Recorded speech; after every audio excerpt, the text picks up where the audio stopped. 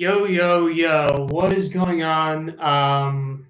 We're back on Small Ball Thursday. The Wi-Fi right now is like very, very, very questionable. So that's what we're dealing with. But hopefully you guys can hear me, and hopefully also the audio is cool. Comment if you can't hear me. Like I said, the Wi-Fi is a little buggy right now. But here's the deal. It's Thursday, which generally represents the final show of the week. It's going to be a short, quick show for you guys.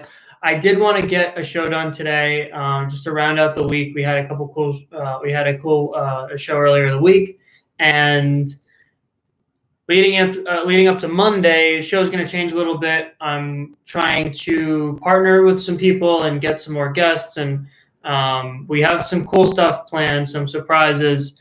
More on that to come.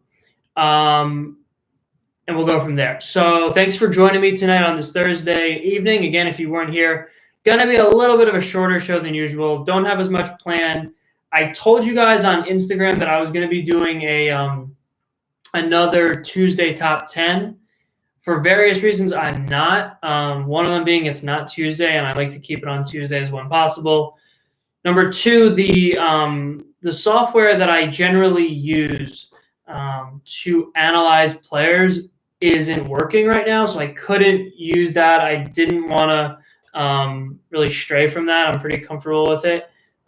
It's the fantasy league that I've told you guys about. The scoring system in there is really good for analyzing certain things. So that wasn't working. I wasn't able to do that. And also, in the interest of time, it's getting pretty late. So I wanted to keep it short, and we'll push the Tuesday top 10 center fielders off to another day. So what I want to do today is I want to introduce a new segment that we're going to be doing. And I also want to try out this new idea that I have, which was I want to take – so we've been having guests on the show a lot, and we've been playing some games and stuff like that. I want to have an opportunity for you guys just viewing the show, not necessarily, having made an arrangement to come on the show, but I want you guys to be able to interact at certain points, in time, right? So what I want is essentially, if you guys are up for it, after I'm done with this first segment that I'm going to talk about, I want to have you guys send in comments. We're going to play a little game, which is called Take Your Pick. And what I want you to do is send me a comment of two players, current players, or not even necessarily current players, but what I want you to do is send me two players.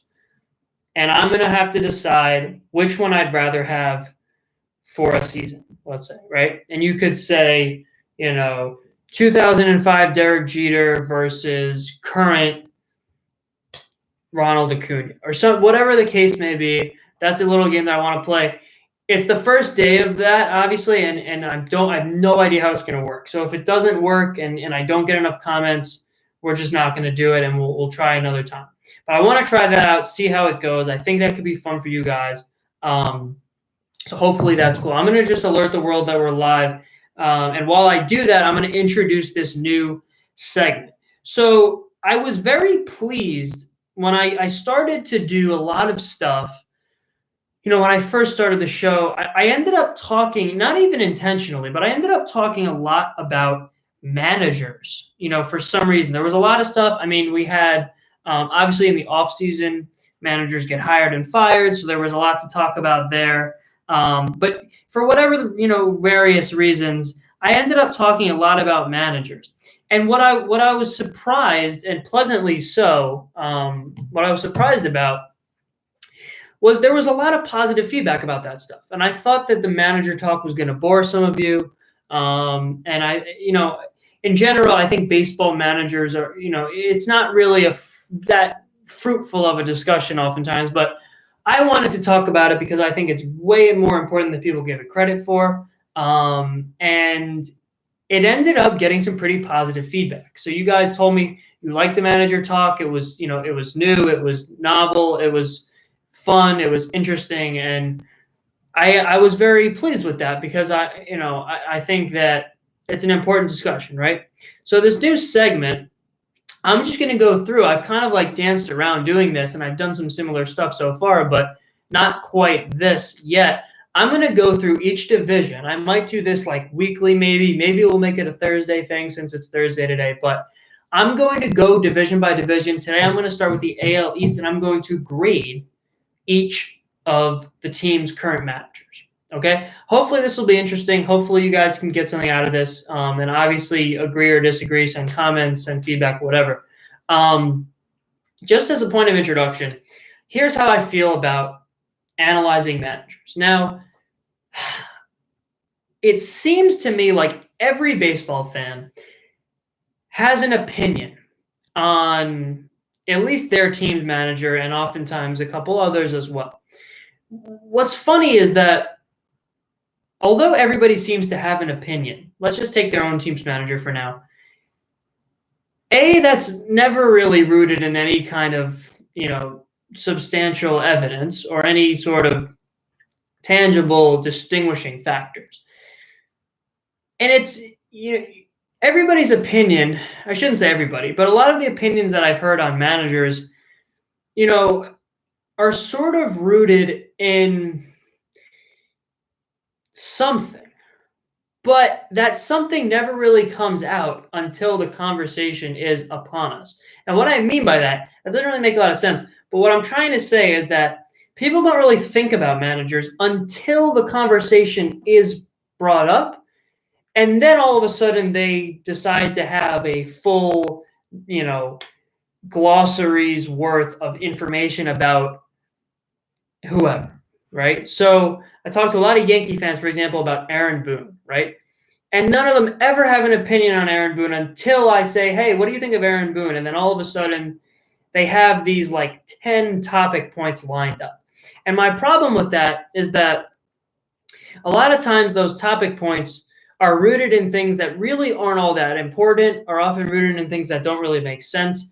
It's kind of the thing where you feel like you should have an opinion about it, that is, managers, but you really don't. And so you sort of craft one out of nowhere, and it doesn't really come into coherence that often. So what I want to do is explain to you guys how I analyze managers, because I do. I think it's very important. I think it's the least important coach of the four major sports, that being baseball, basketball, football, and hockey. Albeit I still think it's very, very important to have a good manager. And I think without one, it's very, very difficult, if not impossible, to win a title. So there are four major categories that I think matter, and I've talked about three of them on this show before. The most important thing that I look for in a manager is getting your team, or his or her team, playing to their fullest potential. And there are various ways of doing that. There is establishing a culture. There is establishing, a productive environment, being a fun manager, or a forgiving manager, or things that, things along those lines. But getting your team playing their best, but also getting them ready to play, right? This comes into play a lot in spring training, right? Getting them ready for opening day, getting them ready for a long road trip, getting them ready for the postseason, getting them ready to come back after the All-Star break, all that kind of stuff, as well as getting them playing to their fullest. And this is the most important point that I have about, analyzing managers, is that there are obviously all of these factors that matter. And we understand as baseball fans that they matter, but we still neglect to talk about them. So I'll give you an example, right? We always analyze players based on their stats generally, right? So we can say this player is performing poorly because his batting average is lower than it generally is. His power numbers are lower than they generally are. His defensive numbers are lower than they generally are. Or this pitcher's ERA is higher than it generally is. His whip is higher than it generally is. And that's easily analyzable because there are numbers that support that, right? The question is why. And a lot of times we can see why. Maybe his velocity's down, or he's battling an injury, or he's getting older, or he's struggling against left-handed pitching, or whatever the case may be. But there are a lot of factors that are very obviously important and can very obviously have an impact on a player that we don't talk about. Like, what is their family life like? Or do they have an injury that we don't know about? Or was there. So, my point about managers, and this is a story for another day, like analyzing those intangible sort of factors, but where the manager comes in is making all of the negative factors, sort of not apply to the best of his or her ability, and making all of the positive factors, like, a confidence streak, or maybe confidence because of previous success against, a certain team, or someone likes playing in Cleveland for some unknown reason to us, right? Getting those positive factors to come to fruition. Okay, so a lot of things go into it, but the most important thing is getting your team playing to their fullest, which is multi-dimensional. There's playing to the highest potential of each individual player and a collective unit, and also getting them ready, for each and every game. The second most important thing to me is experience, and that kind of goes along with baseball IQ.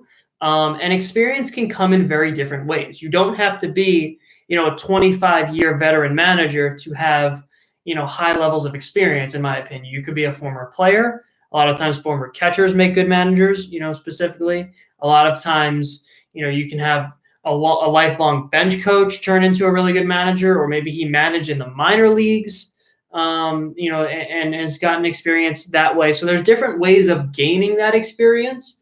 But, I think it's very important to have an understanding of the game, obviously, and also not only have an understanding of the game, but also having an understanding of how to, make decisions. And I'm sure there are tons of, let's say players, for example, right now that know the game inside and out. And if you ask them to manage a game, they couldn't really do it in a productive way. So experience / baseball IQ is number 2. Number 3 is, and this one's kind of complicated, and it's sort of, in a way it's a little bit similar, to experience, but I think it's really important to be consistent.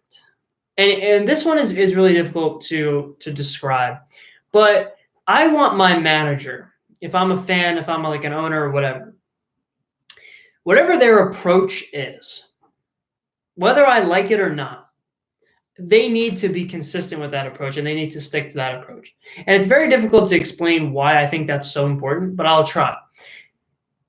Managing is, and a lot of people like to manage, nowadays, especially by the book, by the analytics and all that, but everybody acknowledges there's some feel to it. There's a, sort of rhythm. There's some thinking on your feet involved. I think a lot more so than most people do. And, the managers have all kinds of help, right? They have their analytics people, they have their bench coach, they have their players to, help them with, things that they don't know about. Sometimes even the media, can influence some stuff. So they're not on their own, right? There's a whole thing, a good approach. Like, I think a less than ideal approach that's consistent is better than like sometimes doing, going about things the right way and sometimes not. And that probably doesn't make a lot of sense, but hopefully as I get into the specifics of each coach, I can, help, explain that a little bit better. But there are many different successful ways of managing. And I think as long as you sort of pick the one that you want to, sort of stick to and then do so, I think that's, the best way of going about it. I think if you, are aggressive sometimes and passive sometimes, that's tough for the players to sort of play with. A lot of times that's even tough for you to make your decisions, and it's tough for your support system to really understand what's going on as well. So I understand that this is probably not making a huge, amount of sense, but hopefully you kind of get the gist of what I'm saying. And then the fourth and least important of the 4, but still obviously important, is in-game, decision-making skills, right? And that's obviously partially intelligence, which is, obviously very difficult to analyze, but just making the right decision obviously is an important thing to do. And that honestly is probably the most difficult to analyze because we don't know what kind of decisions the manager himself or herself made.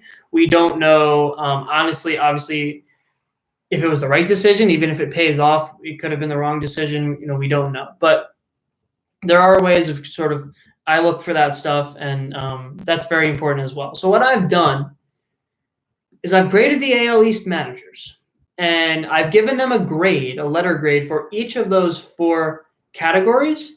And there are some other factors that don't really get their own category, but do influence my decisions as well that I will talk about. And then I've graded them overall as a manager, right? And I tried to be as honest as possible, right?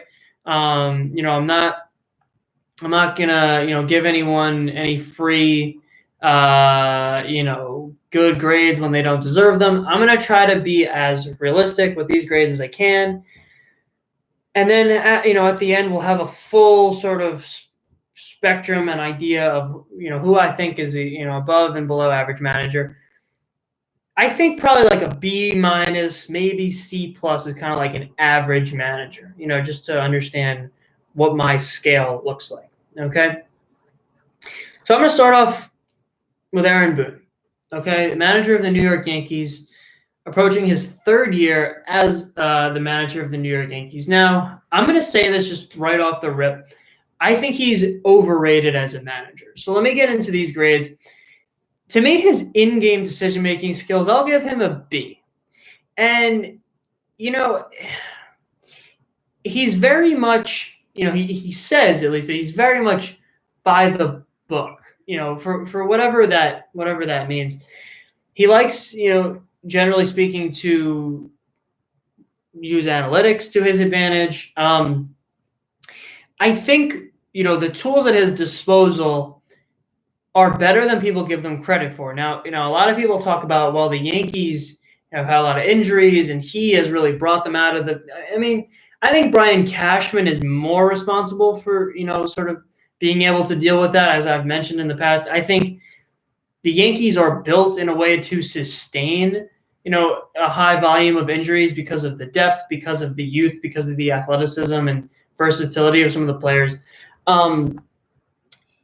So I think the tools at his disposal, when you look at that bullpen, I mean, it's really difficult to, to mismanage that bullpen. I mean, you basically have the pick of the litter. Whoever you want to turn to is probably going to be productive on, most trips to the mound. So, and obviously the injuries are tough to deal with, but this is a trap that a lot of people fall into, is like their idea of a manager is just, how should this team perform versus how did they perform, and that equals the success of the manager. Like, that's clearly not how it works, and we understand that, but for some reason a lot of people still use that to base their decisions off of. So yes, the Yankees have overperformed during Aaron Boone's tenure, but a lot of that doesn't have to do with Aaron Boone. Of course a lot of it does, and we'll get to that in a second, but I don't think you can single-handedly prop Aaron Boone for all of that, success. So his in-game skills, I think, the lineups are questionable at times. A lot of times stacking, righties and lefties, when not necessary. Like I said, the bullpen, I think, has been slightly mismanaged, just given how, toolsy it is and just so much to work with there. A lot of times opting to go with an opener and I mean, I think, rest-wise in terms of the starting pitching, especially, really not handling that to the best of his abilities. Again, a lot of this stuff is going to be subjective and difficult to explain, but you guys got to just bear with me and hopefully, you can understand where I'm coming from. But I'm going to give him a B on the in-game stuff. Experience-wise, now I'm going to give him a B. Now, he is a former player. Second-year manager, not a lot of experience in coaching whatsoever before, being hired as the Yankee manager. But he knows his way in and out, in and around the game. He was a former player. He wasn't, I think a third baseman, primarily. It's not like he was a catcher or a pitcher or I'll give him a B. I think he knows the game, but managerial wise, he's not quite there yet. I think a lot of that has shown in his, his off the field, if you will, stuff like sometimes arguing with umps in odd moments, and that stuff has kind of rubbed me the wrong way. I don't think he has quite as much experience as a lot of former players would, as far as managers go. I'm going to give him a B. His consistency is really where he takes a hit for me. I give him a C for his consistency because he says over and over again that he wants to be by the book. He wants to go off analytics, and he's said that time and time again. Yet he really, like I said, the lineups are odd. He likes to have power guys at the top, but then a lot of times, even if they're struggling, he still kind of tries to slot them into odd spots. And Judge, is kind of the centerpiece of that lineup, right? And he's moved around and hasn't really found a spot yet that he feels comfortable in. They don't really have like a leadoff, any semblance really of a leadoff hitter. Gardner has been at the top. He's been at the bottom. I think pitching wise, sometimes he opts for an opener. They have like a 4.5-man rotation. It's difficult to really get into a rhythm that way. In terms of the bullpen, Chapman is the closer, but a lot of times the setup man is really up for grabs.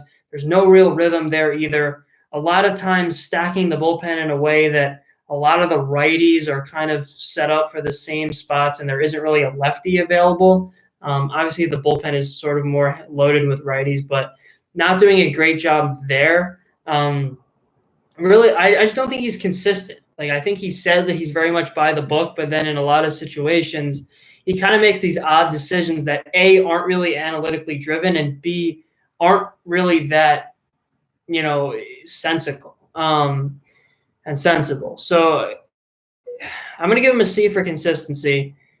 And then so I struggled with his, his team morale. I'll call it.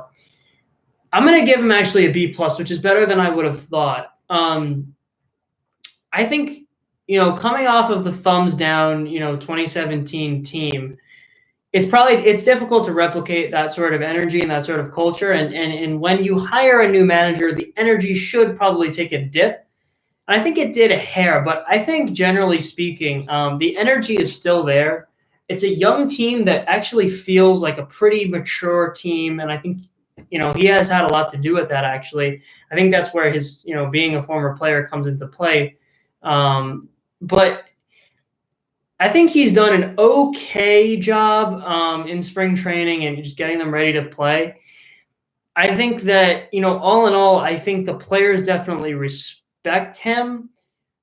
I can't give him anything higher than a B+ because I think that, he's a little bit, sort of static, right? There isn't like a huge, energy like you felt with Joe Girardi, where the team really, felt youthful and mature at the same time. Now it sort of feels like, they're back to like an old-fashioned sort of Yankees squad, which is fine. But I think the players do respect him. I think they clearly play to their fullest or something close to that because there were a lot of moving pieces last year and they performed very, very well. But, I think the energy isn't quite where I'd like it to be, but all in all, I think they respect him. I think that they respect each other very, very well. And even, it's interesting. It's very righty-heavy lineup, right? It's a very righty-heavy bullpen. I think a lot of times the pieces that are put together are very power-heavy,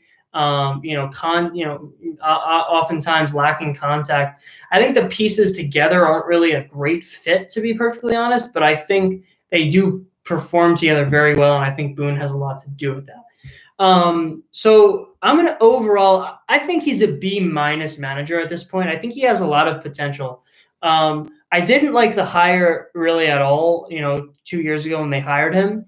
And I think he actually has a lot more potential than I thought. I think, someday he could be a B+ to an A- manager. I think at this, current moment, I think I'll probably have to give him a B-, which is around average, I would say. I think, he's respected. He's well respected. I think his consistency is a little bit off. But I'll give him a B minus. I think he's about average. Like I said, he's not really any better than that because yes, the Yankees have overperformed, but a lot of that has to do with the depth. A lot of that has to do with the youth, right, and the ability to sort of go with the flow and do things like that. But I'm gonna give him a B minus. He's around average. Moving on. Not gonna try to take as much time with that one as I did with the others, but Ron Roenicke is now the official manager of the Boston Red Sox. He was named the interim manager after the dismissal of Alex Cora after the scandal, and they lifted the interim tag. He is now the official manager. Now, when the Brewers fired him in 2015 after a 7-18 start, honestly, that decision ended up it seemed like that division kind of paid off, right? Because Craig Counsell is a very, very, very good manager for them, and they've performed very, very well. But when you look back on Roenicke's tenure in Milwaukee, I really am happy that he's getting another shot at managing because he, first of all, in 4 seasons had only 1 losing season, 3 winning seasons out of 4. His first season, his rookie season as a manager, he won 96 games with a good but not great roster. It was an aging roster. It was a pretty unathletic roster. The pitching that year, ERA was like 3.6 something for a team ERA, which is incredible. There were some pieces there, but all around, not a very athletic team. You had like your Prince Fielders, Lucroy, Braun. Those are kind of the staples of the lineup. Zach Greinke, a young Zach Greinke, had a very good season. Gallardo had a very good season. I think that that Roenicke actually had a lot to do with that, especially on the pitching front. I think there was a lot of talent offensively. I think pitching-wise, he really brought that together. His in-game managerial skills, I have to give him an A. In his tenure with the Brewers, he did an incredible job managing that bullpen. Like I said, the lineup had a lot of talent, but he really didn't have any slip-ups, that I can remember there. The starting pitching also really, really solid job. I mean, he really couldn't have managed the pitching any better. I think they even overperformed. A lot of guys had very, very, very solid seasons. Not to say that they're not good pitchers, but I think that he really did a great job with that staff. And, it's tough to say what he's going to do with the Sox, right? Because he hasn't managed in 5 years. He's been a bench coach since being fired by the Brewers. So a lot of this is up in the air, but I have to give him an A. His experience, I got to give him an A+. He's managed before. He's been coaching in baseball since 1992, a former player as well, been a bench coach, with this organization now for a couple of years. I have to give him an A+ for experience. He's really done it all. In every sort of facet of the game. His consistency, I'm going to give him a B-. Now, this I really don't know about because I don't remember a lot from his tenure with the Brewers. And this B- could be, a little bit harsh just because I don't have a great sense. He hasn't managed in a couple of years. I really don't know. But that lineup was a little bit odd at times. Lucroy had his breakout season with the Brewers, and he wasn't really slotted. I mean, he was hitting 8th a bunch, and it was kind of awkward, where to fit him in with Ryan Braun, 2 righties. Fielder was in and out of the cleanup spot, and that lineup, I think it was a little odd and awkward at times. And they didn't really get much of a rhythm, but I don't have too much info on his consistency. I'm going to give him a B-. That could be a little bit harsh. I don't know. Team morale, I'm going to give him a B. I think that, in his tenure with the Brewers, I think that was the one thing that was holding him back. He was a little bit dull. I think that led to ultimately him getting fired. The players, not that they had any problem with him, but there was really not a lot of energy on that team. There was really not, the energy since has really picked up in that organization since Craig Counsell took over, and has carried them into postseasons, year after year. But I think that was the one thing holding Ron Roenicke back. And I think I'm going to actually bump him up to a B, for now, because it seems like the Red Sox organization really has a lot of good things to say about him and the players as well. So hopefully, he's learned a lot since his first, trip out, in managing. I'm going to give him the benefit of the doubt and give him a B, but I do think that was the one thing holding him back. And I think it also had a lot to do with him, eventually getting fired, by the Brewers in 2015. Overall, I just really like Ron Renick. I think it was a great hiring for the Red Sox, especially because it's in-house. A quick decision needed to be made, right? Obviously, because they didn't have a lot of time before the season started. Obviously, the season was delayed, but at the time they didn't know that. I give him an A-. I think he has an opportunity now with the Red Sox to be a top flight manager. His floor is a little low because he hasn't managed in a while. He was a little bit awkward with the Brewers. Wasn't really a great fit. But I'm going to give him an A-. Now the Blue Jays, Charlie Montoyo, former player, coached a lot, right? Managed a lot. He's been, basically managed every level of, professional baseball. He's won 2, both in AA and AAA, titles. In the I believe it was the International League, in AAA, and I think it might have been the Pacific Coast League in AA. I can't remember, but the major league level, he's only had one season now with the Jays, and it didn't go so well. I think that he has an opportunity to recover now. First-year manager, obviously, you can understand struggles and a very, very difficult team to manage. But I don't personally think he did a very good job, to be perfectly honest. Now, his in-game decisions, I have to give him a D+. Look, like I said, very difficult team to manage. The youngest team in Major League Baseball last year, a lot of highly touted young players. But lineup was kind of a mess the whole year. I mean, no rhythm whatsoever. This goes along with consistency too. But the lineup, Guerrero never found a really good spot. Biggio had a lot of promise, at times, never really found a great spot in the lineup. He was in and out of the 4 spot, in and out of the 2 spot, I believe, and oftentimes in the back of the lineup. Very, very, poor job with the lineup, in my opinion. Now, the bullpen, if not for Ken Giles, would have been an absolute disaster. I mean, he was able to slot Ken Giles into that closer role, and that was kind of the only, really thing that kept him afloat in terms of his pitching management. But Joe Biagini is, a hybrid starter reliever that had really, just couldn't have managed him any worse, in my opinion. Started him at the wrong moments, threw him in relief in the wrong moments. Really, really struggled, managing the pitching staff. Obviously not a lot of tools to work with, other than Giles, but don't think he did a great job in game. D+. Experience, I got to give him an A. I mean, he's managed a ton. Former player, only second year managing at the big league level, but I'll give him an A because he's won titles, in the minor leagues and whatnot. I'll give him an A on experience. Consistency, I sort of alluded to this. I'm going to give him a D-. I mean, it was really, really brutal.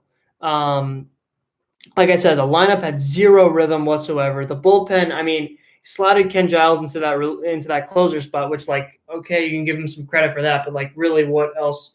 What's the other option there? And other than that, the bullpen had zero consistency. I mean, even at times, we didn't really know who was in the starting rotation, who was in the bullpen. Really no consistency whatsoever, especially on the pitching side of things. D- in consistency. Team morale, I got to give them a D. Listen, this is probably the team that I was most intrigued by, and I think a lot of people would agree coming into the season, right? And just so much youth. Like I said, the youngest average age in baseball. A lot to be excited about. Should have a ton of energy, right? Number 1 prospect in baseball, Canadian-born number 1 prospect in baseball, in the only Canadian organization in Major League Baseball. And it was just it was silent, it was dull, really no energy whatsoever. And obviously, they didn't win a lot of games, but like there have been teams in the past that have been rebuilding teams that you could really feel the energy coming on strong, and it was really just flat for me last year. I think he's kind of old school, which isn't a great fit with this young team. And I don't want to talk too much about fit because that doesn't really have to do so much with managerial skills, but obviously sort of the environment that they're put in. And I really, I think there should have been a lot more energy, just a lot more excitement, a lot more youth really shown there. And I got to give him a D in team morale. Overall, I'm going to give him a C minus. I think he's done a really good job in the minor leagues, and I think I got to give him some credit for that. I mean, he's won 2 titles, so hopefully he can sort of turn it around. Former player, I think he will be able to improve, but as of right now, the in-game stuff is just really not where it needs to be, and there was really not a lot of energy, in that team last year that had an opportunity to. So I'm going to give Charlie Montoyo a C minus. The Rays. Kevin Cash, to me, is a hair overrated. But when I went back and looked at his, track record, I think he is really a strong manager. In game, I got to give him an A because, I wouldn't really have expected me to give him an A. But the opener, the way he really has brought the opener, out into to the forefront now. Honestly, he has 3 starting pitchers at his disposal, oftentimes fewer at any given time. And he actually made it work. I have to give him some credit there. I did not think the opener was going to be a success. I think a lot of teams, in a lot of cases on a lot of teams, it isn't. But I think he has done a really, really remarkable job with the opener and it has been able, honestly, to make it work. And the lineup as well, I mean, not a lot of tools, honestly, really to work with offensively, but he's made it work. I mean, Kiermaier, I think he's gotten absolutely the most out of him offensively. I think a lot of breakout players in his tenure. So I think a lot of that has to do with the way he's managed the lineup. I'm going to give him an A in game. Experience B minus. Now, he's a former catcher, but never really any, really any coaching experience. He coached like as a bullpen coach, I believe for a couple of years in the Indians organization. I think he might have been a bench coach at one point for only like 3 or so years before becoming a manager. Now, he's managed a couple of seasons, but not a lot of experience, sort of testing his way in various different environments, but hasn't really developed any sort of real experience, especially as a big league manager. I'll give him a B minus for that. Consistency, I got to give him an A. And it's tough when you're given 3 starting pitchers, not a lot of talent, honestly, offensively. I mean, they have some pieces, but, in that division, probably the 3rd or even maybe 4th best lineup, talent-wise. And they've won a ton of games, with an organization that is really tough to win games in, and with a roster that honestly is good and not great. I mean, it's good but not great. Consistency is an A. He's stuck with his opener strategy. It worked. That lineup has been consistent. The bullpen has been very consistent as well. He doesn't really have like a set closer, but still manages to get some rhythm going in the bullpen. An A in consistency. Team morale, I got to give him a C. Now, this is a young team, and it's tough to create energy in that organization, right? I mean, the fan base is kind of, they're thinking about moving. It's so dull. I went to a game at the Trop, I think it was 2 years ago. I felt like I was at, like, my cousin's, like, T-ball game. It was so dull. It felt like I was at a minor league game in like a gigantic, massive dome. Like you could literally hear a pin drop the entire time I was there. They had a home run and I didn't even notice. I was eating like my, I think I was eating like a what was it? It was pretty good. It was like a fried chicken sandwich. That's what it was. That was pretty good actually. But literally, I didn't even notice that they hit a home run. So it's tough to create energy, but they have the pieces to do it. They have, Blake Snell, Yandy Diaz, Kevin Kiermaier, exciting pieces, and they haven't been able to do that. I have to give Kevin Cash a C on team morale. Overall, B+. I think I don't think he was deserving of manager of the year, to be perfectly honest. I think he's a very, very good in-game manager. I think he can benefit from a little bit more experience, which obviously, is a good sign. The team morale is really what hurts him, but in-game, very strong. I'll give him a B+. And now Brandon Hyde of the Orioles. Now, this is where it gets tricky, right? Because you don't really want to rip on a guy that, that's given that kind of a roster. It's really brutal what he has to work with, but in game, I got to give him a D+. There's really, no, didn't really get anything out of that lineup. Has a couple of pieces, but the bullpen was a disaster. He had some talented pieces. Paul Fry was an interesting, piece in the bullpen. Richard Blyer a couple of years ago had a great season and, has since not really found, a great spot in that bullpen. I got to give him a D+. Experience, a C. He's managed or coached rather a little bit in his past, but first year manager, no rhythm whatsoever. I got to give him a C. Hopefully, he can gain some more experience, but doesn't look like he has really a great grasp of managing. Consistency, C+. He's very, very cautious, right? And cautious might not be the right word, but very, very conservative. I think he intentionally walked the lowest rate of any manager last year. Stealing bases below average, bunting below average, substituting I think was below average as well. Maybe it was around average, but basically just kind of go out there and play and hopefully we can win some games. So I guess that's consistent, if nothing else, but didn't really have an approach, didn't really have any semblance of and when you're given, this is an opportunity, right? New manager, rebuilding teams, zero expectations at the major league level, to be perfectly honest. That's an opportunity to get creative, to be aggressive, to try some things out, see what works. It almost feels like he's going into his second season as still a rookie manager because really there's no rhythm, no approach. He didn't really gain any experience, that he could have used, trying some stuff out, being aggressive, rolling the dice. There wasn't really an approach last year. It was kind of just like, what, we're not going to win a lot of games. We'll see what happens next year. We'll see where, if our roster is any different. So I can't give him a good grade in consistency either.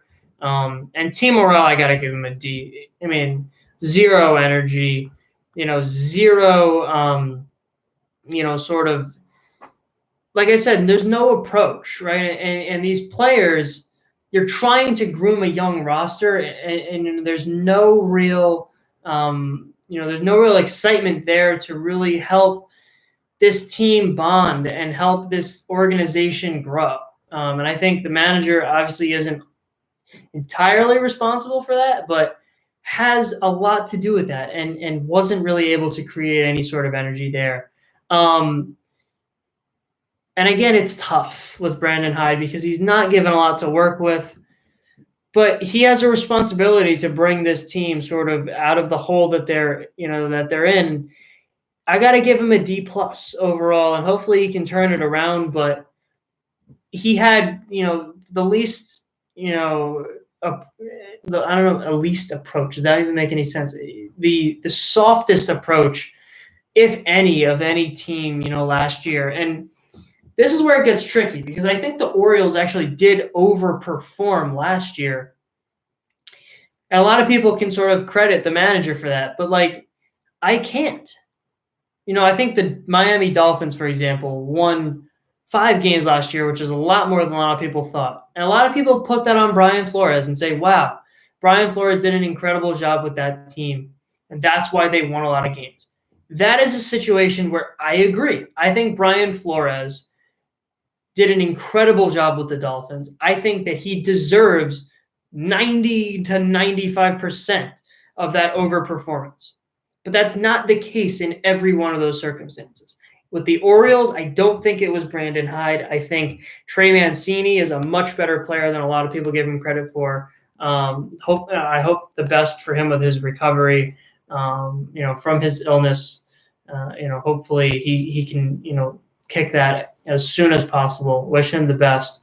And it's, I think Paul Fry was very solid out of the bullpen. Michael Gibbons is a talented reliever. Richard Blyer, he needs to find a spot in that bullpen because he has talent as well.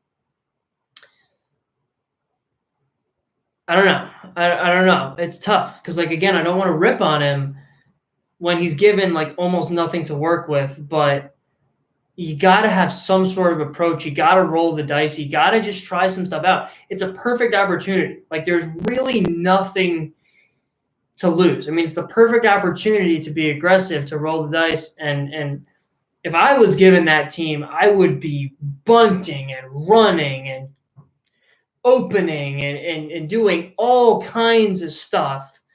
And yet it feels like a wasted season, in terms of the growth of that organization. And I think Brandon Hyde has a lot to do with that, unfortunately. So there you go. There you go. That took way, way, way longer than I thought. So hopefully it was enjoyable for you guys. Obviously let me know in the comments if you enjoyed that, what you think, just any feedback. If you would like to send me one of those take your pick questions, or multiple if you want, any of my viewers, if you want to send me 2 players and I will pick one right now, drop it in the comments. Give me 2 players. I'll pick one going forward. If not, that's totally fine. Then we'll just wrap up. So I'll give you a couple minutes to do that if you would like. If not, totally fine. We're also, I do ask you, please, if you could just recommend, not even recommend. If you want to recommend, that's great, but just tell somebody, one person, after every show that you watch, just tell one new person about the show. Hopefully that can help us grow. Obviously, hopefully somebody that has a little bit of, interest in baseball or sports or whatever.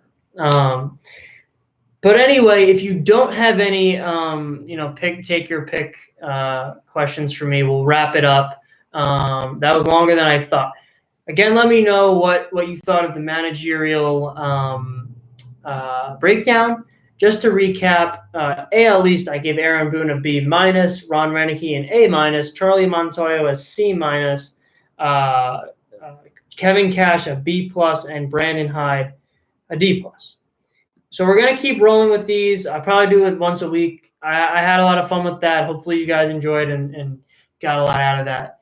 Let me know your comments. Let me know what you thought about my picks, about my analysis, and also about how much you enjoyed that segment. Because obviously if it bored you to tears, I don't want to keep going. We'll just cut it. But thank you again for watching. We'll probably be back Monday, as usual. We'll have some guests. I have some surprises, coming up. Some more. I think I'm gonna try to get a little more tech savvy. I'm working on that. Hopefully we can get that stuff rolling.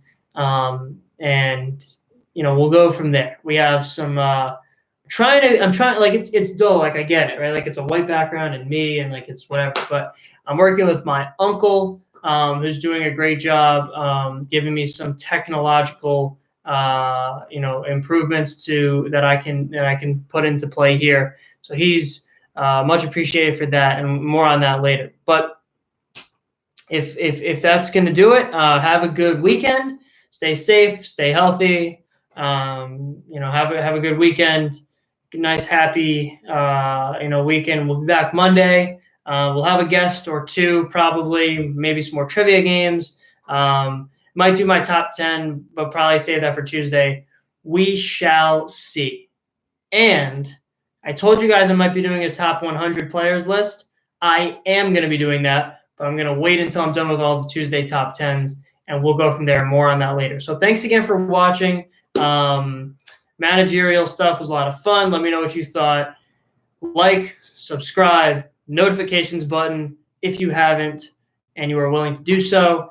And please tell one person about it if you're at all inclined. Thanks again. Have a good weekend. Peace.